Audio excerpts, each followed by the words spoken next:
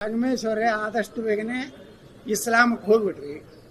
ಇಸ್ಲಾಮಕ್ಕೆ ಹೋದ್ರಂದ್ರೆ ನಿಮ್ಗೆ ಗುರ್ತಾಗ್ತದ ಏನಪ್ಪ ಅಂದ್ರೆ ಮುಂದಿನ ಸಲ ನಿಮ್ಗೆ ಹಿಂದೂಗಳ ಓಟ್ ಹಾಕಿದ್ಮ್ಯಾಗೆ ಇವ್ರು ಆರಿಸಿ ಬರ್ತಾರಲ್ಲ, ಇವ್ರು ಎಟ್ಟೆ ಓಟ್ ತಗೊಳ್ಳಿ, ಹಿಂದೂಗಳು ಮೊದಲು ಹಾಕಿದ್ರಿಂದಲೇ ಬರ್ತಾರಲ್ಲ. ಯಾರು ಹಿಂದೂಗಳ ಹಾಕುವ ಅವಶ್ಯಕತೆ ಇಲ್ಲ ಅಂದ್ರೆ ಹೋಗ್ರಿ.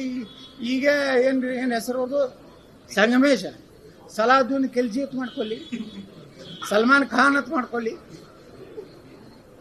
ಶಂಸುದ್ದೀನ್ ಪಟೇಲ್ ಅಂತ ಮಾಡ್ಕೊಳ್ಳಿ, ಯಾವ ಮಗ ಬೇಡ ನಾನು.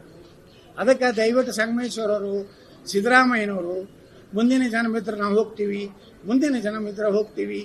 ಇಸ್ಲಾಂ ಅಂದರೆ ಶಾಂತಿ, ಅದರ ಸಂದೇಶ ಯಾರು ಅವರು? ಪ್ರವಾದಿ ಅಂದರೆ ಶಾಂತಿ ದೂತ.